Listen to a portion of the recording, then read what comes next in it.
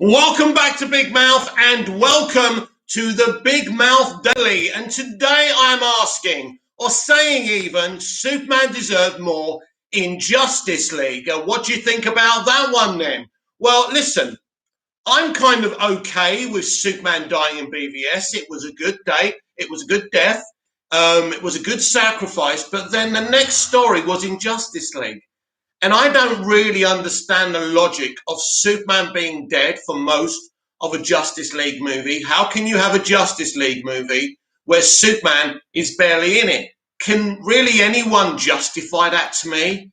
Again, I suppose you do have to go to BVS, and even though it was a good death and it was effective, should they have waited longer to do the Death of Superman story? But they didn't really do the Death of Superman story. They did a Death of Superman story. Was it good? Did it work? Was it too soon? I think these are the questions I've always asked myself, and maybe in the environment where I do videos in, with the type of fandoms that come in, people are very biased to a certain direction and maybe don't want to ask those questions themselves. But I'm asking that. A Justice League movie with barely no Superman in it till the end, really, it's no good, as far as I'm concerned anyway. And I feel this takes something away. The thing I didn't like about Justice League was that actually I didn't like the Superman Rebirth story. I thought that was down to Whedon, but ultimately that was Chris Terrio and Zack Snyder. That's the way they pretty much bring him back. Yes, he's got the black suit on. It's slightly improved, but I don't even like the Superman Rebirth story in either Justice League or the Snyder Cut, to be honest with you. And I certainly don't like how little he's in the movie. I can't justify that to myself. As much as I love Snyder as a director, and I love his DCEU movies, the man's a visionary. But I don't understand the logic of trying to do a Superman Rebirth story in a Justice League movie. It makes no sense to me. And I mean, there's 3 people watching right now. What are your thoughts? Was it a good idea to have Superman dead for most of a Justice League movie? Where is the logic in that? And I think maybe part of the issues that WB had with what Snyder and Terrio were actually doing, but they allowed it. Shabir Abraham, they didn't even give him a minute of development in BVS and Justice League. Well, in Justice League, Shabir, right, what they're trying to do, in BVS, what they're trying to do is show us how, that he's torn between two worlds, that he's tried to become this Superman that his father wanted him to become, but ultimately he kind of has this realization that so many people hate him, no one can stay good in this world. That's what he says. Now, this is a very triggering thing to do because they're trying to tell us what would happen in the real world if this guy was a superhero. It's interesting. He kind of has development, Shabir, but maybe not the development that diehard comic book Superman fans want. People see Superman in a certain way. Leroy Kong, all of a sudden you become Snyder hater. I think that Zack's Justice League is the greatest movie ever. Zack did nothing wrong. I'm not a Snyder hater. Listen, Leroy, maybe I can educate you here. In life, just because you stand someone and like someone, and I do like Zack and I do like his movies, but Leroy, let me ask you the question. Do you think it's right to barely have no Superman in a Justice League movie? Do you think the Rebirth story is good enough? You can't just say he did nothing wrong. You can't just say everything is perfect. I'm not perfect. You're not perfect. Zack's not perfect. And as a Superman fan, Leroy, I have to ask the question, what was the logic in this? What was the logic? Now, the argument that Zack would probably come up with, a logical argument, by the way, is, I was planning another 2 Justice League movies where Superman was going to be very prominent. And I think the problem is he only got to do 1, but that's the problem. And maybe once they told him, Zack, you're only going to be doing 1, right? Because in the end, there was no Justice League 2 even with the original plan. They told him he was only getting 1, so he could have changed the story to make sure that Superman had more screen time in Justice League. Designated Power Driver, at Shabir Abraham. No development in BVS, man. you can't have been watching the same film. Yeah, I don't agree with the no development in BVS. I think there was a little development in the end for Superman in the Snyder Cut. Listen, I love Zack Snyder, but I'm allowed to say that I think you can't have a Justice League film with just a little bit of Superman in the end. I think it's okay to say that maybe killing him off, maybe it wasn't the right time to kill him off, right? Even though it was done quite well. And Designated Pile Driver, you have to look at the arc as a whole, focus shifts on each film. But alas, we will never get to see the thing completed. And also Designated Pile Driver, the studio told him within the original release that in the end, they changed their minds about doing 2 and 3 movies. Even back in 2016, they said to him, you're just getting 1 movie now, the plan's changed. So he knew he wasn't going to get more Justice League movies at that time because they were reducing his role. They wanted rid of him, and I get that. I think it's very well made, is why we need a Justice League 2 and 3. WB are fools. Well, it's obvious you couldn't do the story that Snyder wanted to tell with 1 movie. That's for sure. And there's a mistake there, but that's the mistake when someone is brought in that you didn't want in the first place, and then you realize there's a problem, and then you cancel his other 2 movies, and all of a sudden you've got this fleshed out Justice League movie, but it doesn't have the continuing elements to it, and that's the problem. But to me, as a Superman fan, I want to see more Superman in my movies, in my Justice League movies. It's not enough. Was it too early for a Justice League movie? Was it too early for him to be killed off? I think you have to look at it. I understand why he was being killed off in BVS, because the problem is you needed basically what they should have done after BVS, have a couple of other origin movies, and then do a Man of Steel 2, where they do the rebirth story. Then he's ready to be in a Justice League film with the other heroes. But to do a Superman rebirth story in a Justice League movie, where, you know, while you're doing other stuff as well, when you've got other pokers in the fire like Steppenwolf and Darkseid, you can't do it. You need Superman there from the beginning of the movie. No Superman, no Justice League. How can there be a Justice League film with Superman barely in 10 minutes of the movie? I mean, we have to be honest here. It's a very well-made film, Leroy. It is a very well-made film, Leroy. But at the end of the day, I'm a Superman fan. I want to see Superman I want to see Superman for 4 hours in a 4-hour Justice League movie. That's for sure. So if you're going to kill him off, you need a Man of Steel 2, right? Or another Man of Steel film, so he can have 2.5 hours to do his rebirth story. Then he's ready for the Justice League movie. That's what I'm saying. And that was the problem for me. But I didn't like the rebirth story. Designated Pile Driver. Zack Snyder's Justice League focused more on establishing the other characters, and then 2 and 3 would have carried on. I heard 3 would have had Superman front and center. People have no patience. It's not about patience, Designated Pile Driver.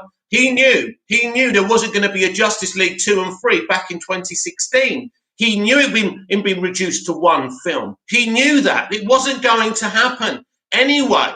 So what was we going to be patient about when they're actually, you know, they changed their minds about Justice League sequels anyway, even back in 2016 and 2017 as they were building up to the release of Zack Snyder's Justice League. So it wasn't happening, right? It was the original plan to do 3 movies or at least 2.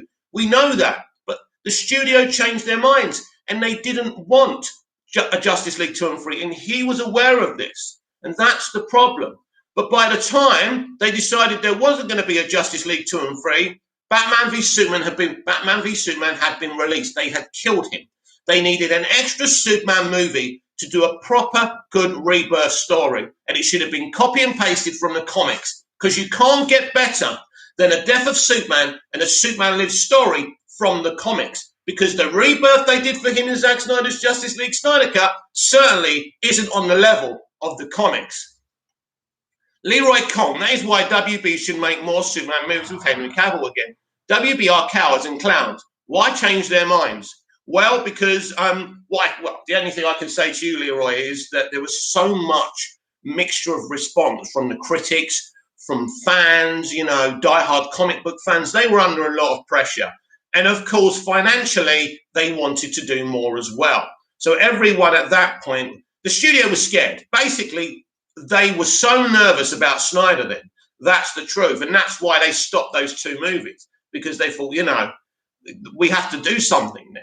I mean, look, if they didn't believe in Snyder's vision after BVS, they should have just cancelled the whole franchise and started again. I can't. Sam Dejan reviews, Superman will be in it more in JL2 and 3. Yeah, I do realise that, but those films were cancelled back in 2016 and 2017. So Snyder was aware. Snyder was very well aware that he wasn't going to get the opportunity to do what he was going to do, but he wanted to fight for that.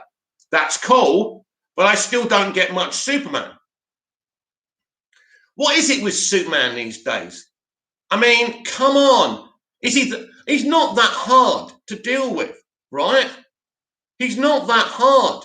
People love Superman. Jesus Christ, people didn't like bloody Iron Man before they saw Robert Downey Jr. as Iron Man, and look what they did there. Amazing.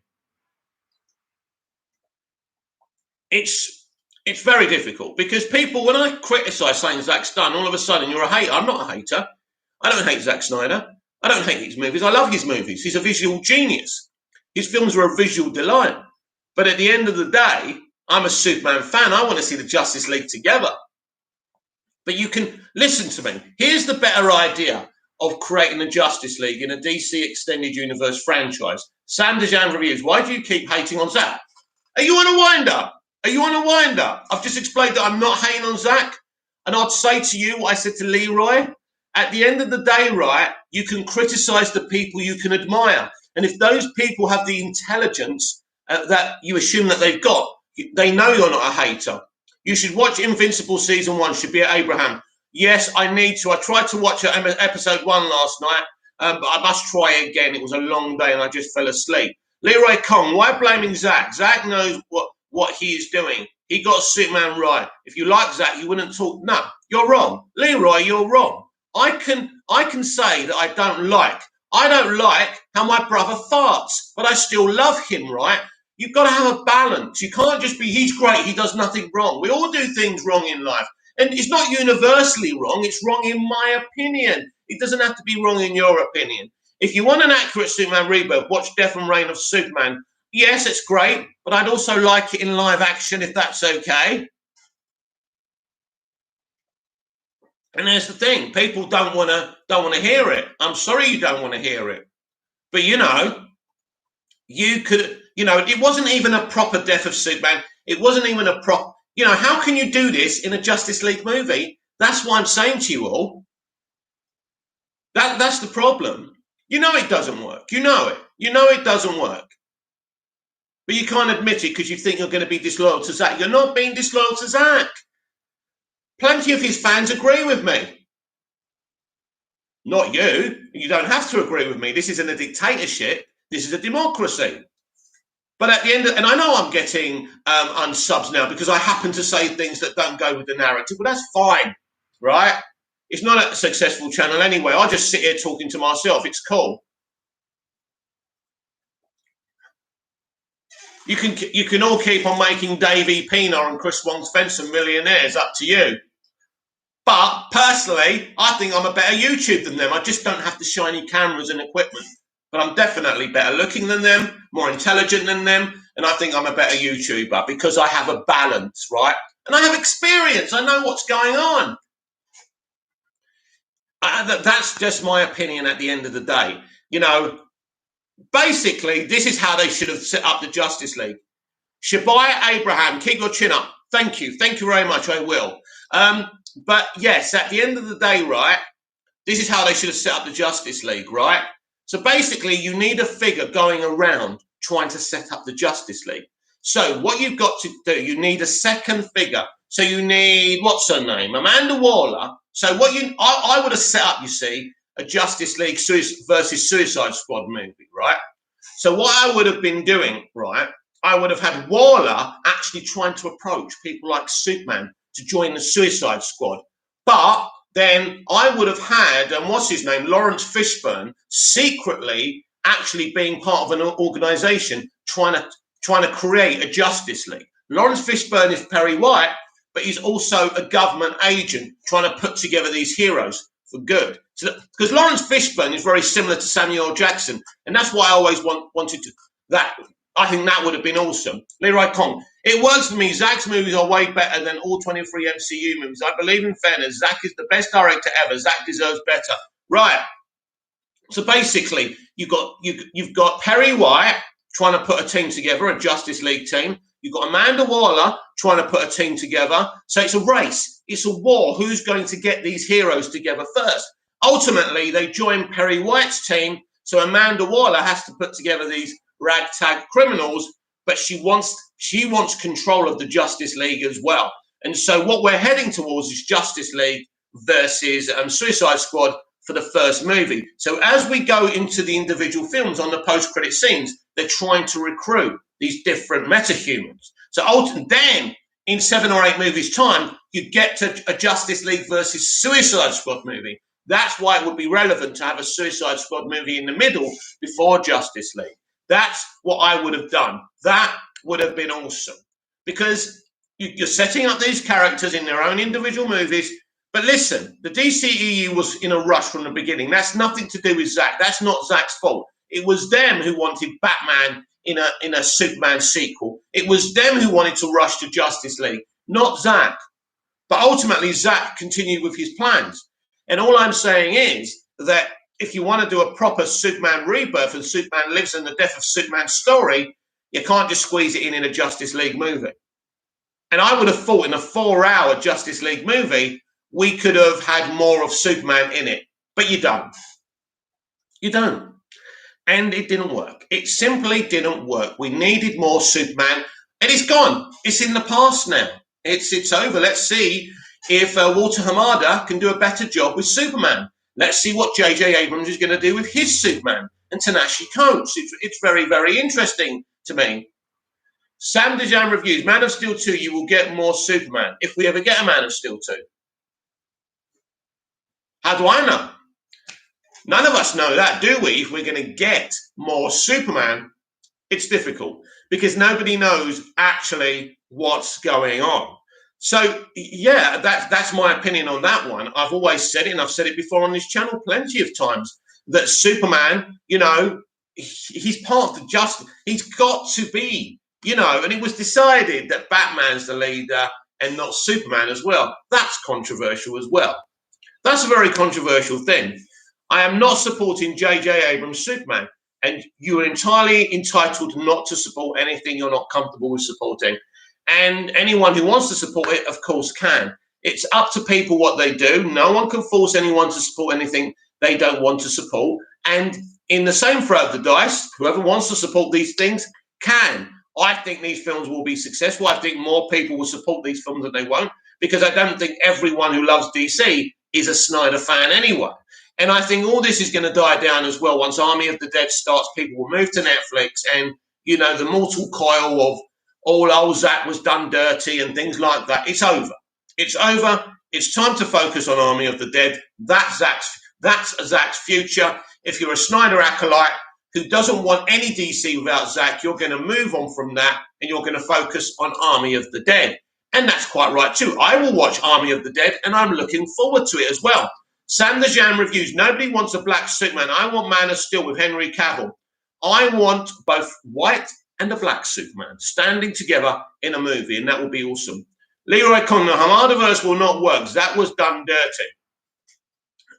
We will see. I don't have a crystal ball, Leroy. I don't know what's going to work and what's not going to work. Let's see. Let's wait and see, and we can judge it on its merits. And if it hasn't got any merits, we can say that after we've tasted what they've done. That's always the best way to judge something, in my view. So that's my opinion on Superman. I think the whole thing was disjointed. I think in terms of Superman, we didn't see enough Superman.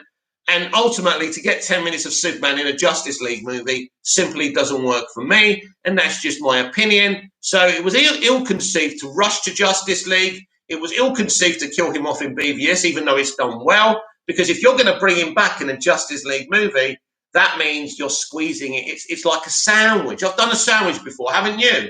Where you put so much in it, everything starts to fall out. And that's the problem with the original plan. So let's have a look what we've got today. So Shazam Fury of the Gods star Ross Butler hypes up the new costumes for the upcoming DCEU sequel, saying he can't wait for the fans to see them. Should we see what Ross Butler has to say? I like Ross Butler. Shazam 2 star teases new Shazam family costumes in Fury of the Gods. Shazam Fury of the Gods star Ross Butler hypes up the new costumes for the upcoming DCEU sequel, saying he can't wait for fans to see them, by Rachel Abernathy of Screen Rant. Shazam Fury of the Gods star Ross Butler teases new costumes for the upcoming DCEU sequel. The normally gritty DC Extended Universe took a much lighter turn with 2019 Shazam, a bubbly movie that introduced young hero Billy Batson and Asher Angel to the broader universe. Directed by David F. Sandberg, Shazam told Billy's origin story. After a run-in with an ancient wizard, Digimon Hunzu, Billy gains the ability to turn into an adult superhero, Zachary Levi, whenever he says the word Shazam. The film was a moderate success at the box office, and a sequel was greenlit soon after. While plot details for Shazam Fury of the Gods are still being kept under wraps, one thing is certain: there will be more Shazam family team-ups. Billy spent much of the first film gradually becoming accustomed to his foster family, and he transferred some of his Shazam powers to his siblings during the climactic battle. Shazam 2 will further explore Billy's ties to his new family, as well as their own heroic evolutions. This time around, the battles won't be a solo effort. Butler, who plays the superpowered version of video game obsessed Eugene Choi, shared a poignant social media post this past weekend in honor of Asian American and Pacific Islander Heritage Month. I am proud to be part of an ever-growing community of Asian American entertainers and storytellers dedicated to preserving what makes us unique, redefining what is assumed of us, and setting a new standard. He wrote alongside a picture of himself from the first Shazam in his full superhero costume. He made sure to note at the end of his caption that the suit is from the first movie and that he cannot wait to reveal the fresh, updated ones we got made for Shazam 2. You can see Butler's full post down below. Shazam Fury of the Gods is currently scheduled for release in June 2023. So what's he say actually? Yeah, side note, this super suit is from the first movie. Cannot wait to reveal the fresh, updated ones we got made for Shazam 2. Stay tuned. Awesome. Scheduled for release in June 2023. Yet production is expected to begin this month. With that in mind, Butler has likely already been fitted for his new superhero costume, and it sounds like it will be a major upgrade from the first Shazam, as the movie itself is still so far away from release, though it remains to be seen when fans will actually get to glimpse these new updated costumes. If they're lucky, this fall's DC fandom could reveal some peaks. I think it will. Seeing Billy and his siblings team up in their full godly forms will definitely be a highlight of Shazam 2, and it will be interesting to see how they've changed in between movies, with the villains poised to be demigods Hespera, Helen Mirren, Calypso, Lucy Liu. It's certain the Shazam family will need to be a united front if they want to win. At the very least, it sounds like they'll look great while fighting these formidable opponents. So that's very, very exciting what we got here. I'm not watching it. They're using it to push Henry Cavill out the way. Umesh Singh should have made MOS 2 before BVS, with strong points of view for Clark, e.g. like Wonder Woman 2017 movie. Clark has very little point of view when he's on screen. Time in BVS. UE isn't much better. So that's an interesting opinion, which I'm not saying is right or wrong, but certainly it's an interesting opinion. You can definitely have a debate about that. But yeah, I think he needed his own second movie, and he shouldn't be sharing it. But the thing is, you needed a Batman movie before a Man of Steel sequel anyway. Batman needed his own Batman movie. Then you needed to introduce other characters because Superman's had Man of Steel. And then probably, maybe if you want, just before, now this is what you can do, because I think even didn't 4 get a sequel before the first Avengers? I can't remember. So right at the end, when everyone else has had their individual origin movies, you could have done a Man of Steel 2. And then you could do what Umesh is kind of saying there, and I agree with that. So what else we got here? Ronnie Dodge. Morning, Mick. I think Shazam 2 involving the gods would be perfect to have Diana in the movie. I think it's interesting. I think we're definitely looking at a Cavill cameo, or playing a big part in inspiring Billy Batson.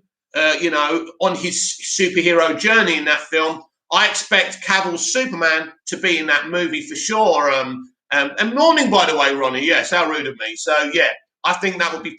I think it would be perfect if we have Diana and Superman. But I don't want to be greedy. I think we are in desperate need to see more Cavill as Superman, and Shazam 2: Fury of the Gods would be a perfect movie. Umesh Singh, Iron Man was the only Avenger to get a sequel before Avengers. Right, thank you, Umesh. So he did get his sequel. So there's nothing wrong at the end of the other origin films before Justice League versus Suicide Squad, which is what I would have done, by the way, to have one more, another Man of Steel movie. Then you've got everything. But listen, I don't know whose fault it all is, because it's clearly not just one person's. It's everyone's and nobody's fault. They got it wrong. They got it wrong. And let's see if Walter can get it right now. It's going to be interesting for sure.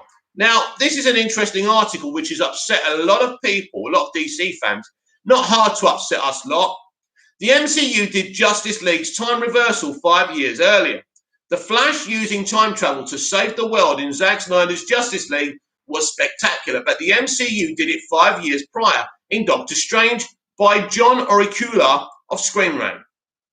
Zack Snyder's Justice League ends with the Flash, Ezra Miller, using time travel to save the world. A solution the Marvel Cinematic Universe did first in Doctor Strange. The magical Marvel film starring Benedict Cumberbatch as the Sorcerer Supreme hit theaters in 2016. It would take another 5 years before Zack Snyder was able to fulfill his original vision for Justice League, and he left the production for personal reasons. We know this, you've told us, with Joss Whedon shepherding a different version of the DC team-up flick into movie theaters in 2017. It's like, Screen Rant sometimes do some good stuff, but sometimes they're just filling up space, aren't they? What we got here? Umesh Singh. No, Sam Dejan reviews. I don't trust Walter Hamada.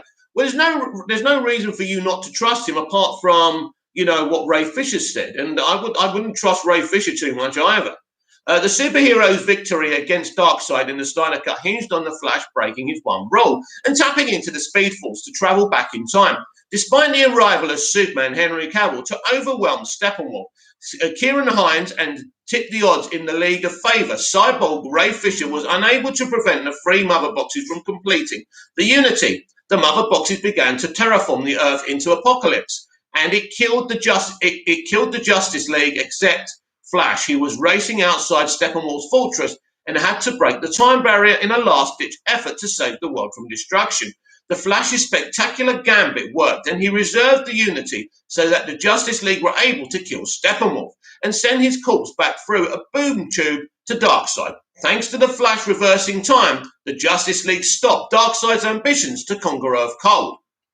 However, Doctor Strange's use of the Infinity Stone to defeat the other dimensional evil called Dormammu was just as memorable and had the benefit of being seen by fans first. In Doctor Strange's conclusion, the masters of the mystic arts were unable to stop Dormammu from breaching Earth after the Hong Kong Sanctum was destroyed and the Ancient One, Tilda Swinton, was killed. Doctor Strange decided to sacrifice himself by entering the Dark Dimension to stop Dormammu. Using the Time Stone, known in the movie as the Eye of the Agamotto, Doctor Strange created a perpetual time loop to track himself and Dormammu. Strange would continually come to bargain with the demon and be killed, but he was willing to die infinite times as long as it kept the Earth safe. Dormammu finally broke and agreed not to attack the Earth in exchange for being freed of the time loop. While the circumstances of how time travel was used in Zack Snyder's Justice League and Doctor Strange are different, Marvel was still able to beat DC to the big screen with the time travel to stop the villain gimmick. Even if Zack Snyder was able to bring his version of Justice League to theatres in 2017, he still would have been a year behind Doctor Strange with what's essentially the same solution by the superheroes to his movies. Ultimate Crisis, of course. The Avengers also used time travel to save the universe in 2019's Avengers Endgame, but Zack's Justice League would have beaten them if it was released in 2017, by the way. Marvel and DC sharing similar concepts is nothing new, and it's simply in the nature of comic books that the rival companies have common tropes. Marvel's Thanos, Josh Brolin, was created in the comics as essentially a copy of Darkseid, although the Mad Titan has evolved into a very different and distinctive character. Thanos also beat Darkseid to the big screen by years. and he was the main villain in the last two Avengers movies, from long before Zack Snyder finally brought the Dark God of Apocalypse to appear in Justice League. In case of superheroes using time travel to beat bad guys in a movie, Marvel got there first, at least in the last decade. However, the true cinematic innovator of using time travel to right the wrongs of a villain was Superman, the movie in 1978. That superhero classic ended with Superman Christopher Reeve flying around the world to reverse time so that he could undo the damage caused by a nuclear missile launched by Lex Luthor, Gene Hackman, and resurrect the death of Lois Lane, Margot Kidder. In the real world, Marvel would have to use time travel to beat Superman to the punch, with similar time tricks not appearing in Doctor Strange and Zack Snyder's Justice League until around 40 years later. So actually, you've actually exposed yourself because it's DC who got there first via Superman the movie. What a load of nonsense. Leroy Kong, I do not trust Walter either. He's going to fail. All these execs at WB should go. I say screw WB. They have ruined DC. Leroy Kong, DC will always be better than Marvel. Screw the Snyder haters. Yep, you can't. Hate doesn't solve anything, and hate hurts the hater at the end of the day. So one more article for today's DCEU day. Big Mouth. It's the Big Mouth Daily now. Let's get it right. Not one that you're all going to be that interested in. It's about Batwoman. Batwoman Wallace Day teases Kate Kane's new dynamic with Alice and more. You see, I like Wallace Day because I liked her in Krypton, and we used to have a lot of nice chats over on Twitter.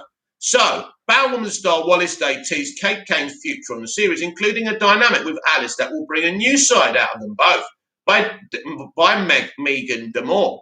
Spoiler warning, Kate Kane has been reborn in Initiate, Self-Destruct, the latest episode of Batwoman. Roman Sionis hired Dr. Rhyme to change Kate's memories. As a result, Kate believes herself to be Sionis' daughter, who was apparently a patient at Arkham Asylum, with a mask of her own to complement her father's. She's now loyal to the Force-Face Society, so much so that she turned against her own sister Alice and fought Ryan Wilder's Scarlet Knight. However, they may be the only ones who can bring her back to herself. Speaking to CBR, Kate Kane actor Wallace Day teased her character's future on the series, including a dynamic with Alice that will bring a new side out of both the Kane sisters. She promised Kate and Ryan's relationship will continue to evolve, and it will get very charged as the season moves forward. She explained why she adores working with Peter Outerbridge, who plays the Black Mask, and how acting while wearing a mask offered her more insight into her character. She also teased the reunion with Sophie Moore and more. Wallace Day, the crew was actually amazing. They were taking it off pretty much each different camera setup, which was amazing. But yeah, I was wearing it in between takes because I wanted the performance to be as authentic as possible. I think it was about taking away the focus of the acting coming from the facial reactions and channeling them into my eyes and my voice, but also my character movement. I had to find other ways to express myself, so it was challenging, but it was actually really insightful and really cool to do. Fortunately, Kate is related to someone with penchant for fixing faces, since Alice seems to be hanging around the Sionis mansion. What are the odds we might see them put her special talents to work? I can't say anything about that. I'm sorry. Tell me a little about your experience working with Peter Outerbridge, who plays Black Mask. He's so cool. I adore Peter on and off screen. We have such a laugh. When he walks into the room, he's just such an energy of light, which counteracts what we're doing, which is great laughs. It's what we all need from 14 hours of being in a basement with a mask on my face. Obviously, Kate and Ryan didn't exactly get off on the right foot. How does their dynamic evolve as season 2 continues? Yeah, that does evolve. We actually do see them encounter each other later on as the season goes on, and it's very charged. Let me just say that. Which character would you say Kate has the most interesting relationship with this season? Alice, why would you say that? Why would you say that is? Yeah, I think the twin dynamics are so fascinating anyway. And me and Rachel Scarston have just a natural chemistry that is kind of natural for us to just bring to work. Just the dynamics between them are so, you see both sides of both people in this season of both twins. I think the theory of having one twin being a hero and one twin being a villain anyway is so incredible, such an incredible idea.